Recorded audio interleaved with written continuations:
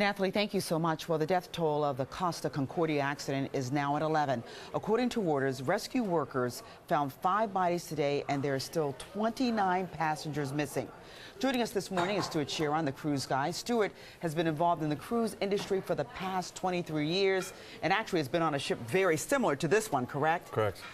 Are there usually drills done before, like when people first get on, like on a plane, telling people like what they should be aware of in the event of an emergency? Right, and the lifeboat drills are conducted within 24 hours of the ship's departure. Now, in this case, in Europe, many cruise lines, including Costa, others like Royal Caribbean, NCL will be doing it this summer, is they allow passengers to start their 7-night cruise in different ports. And in this case, the passengers boarded the ship for their 7-day cruise Friday at Civitavecchia, which is the port for Rome. The ship was going to be then sailing north to Savona, which is a port for Genoa, where another group of passengers were going to get on and off the ship. And Saturday afternoon is when they were going to all have their lifeboat drills. So unfortunately, in this case, it was 1 day short. Okay, all righty. Now, in this kind of situation, what does this do to the industry worldwide? Because, I mean, everybody's seeing that boat, the pictures, the boat on its side. Of course, we still have some people missing. What impact will it have? Well, it's a harrowing experience. The loss of one life is one too many, and the images that we've seen. None of us have ever seen it in our lifetime. And it's truly unfortunate, Trina. But I don't think it's going to have a negative impact on cruises. Passengers know that cruising is incredibly safe. Since 1990, over 190 million people have gone on a cruise without a major incident.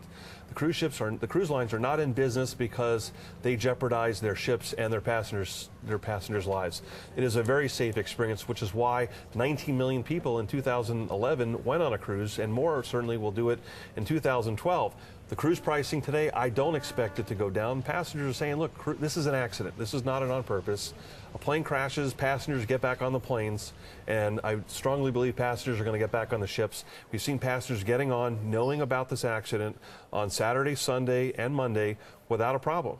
And future people are going to look at cruising. It's still safe. They're going to continue to book their cruises, so I don't think the prices are going to drop. And I think the other major point to make is the position of the ship, because where the ship lies right now is not where the accident occurred. So, many people may think of Tom Cruise and Top Gun doing a tower drive-by. The ship was well east of the island and was in a northern, going north towards Savona. The ship was not where it was supposed to be. It was about 2 to 4 miles off course. Shouldn't have been where it was. The ship struck the underground rock formation, and then what the captain did when he determined that the ship was taking on water is he turned the ship around. So instead of going north, now the ship went 180 degrees, was going south, which is why we see the ship in the port. What the captain was supposed to do, his next tactic was to try to beach the ship, ground the ship in shallower water to save the passengers and the ship. And that's what occurred here. Okay. So that's why the ship is sitting on its right side of the ship while the damage is on the left. The idea, that's not where the accident occurred, but this is where the ship finally came to rest while the captain tried to save the ship.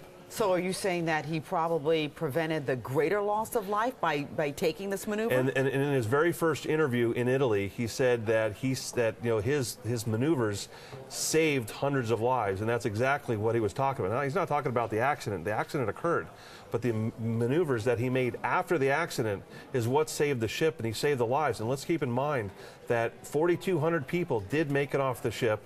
Now we have 5 confirmed deaths, and now that 29 missing is now down to 24. Actually, we have I think 11 confirmed. It's 11 deaths confirmed deaths at this point, and 24 are missing now. Okay. So 29. Well, it was 29 yesterday before they found the 5 bodies. Okay. So, hopefully our numbers are correct, but that's what I was given. In this situation, is this, I guess, something that people should think about before they go on a cruise, making sure they buy something like insurance? And of course, international law and maritime law is very confusing, so we're not going to get into that. Neither of us are lawyers. I'm married to one, but I'm not a lawyer.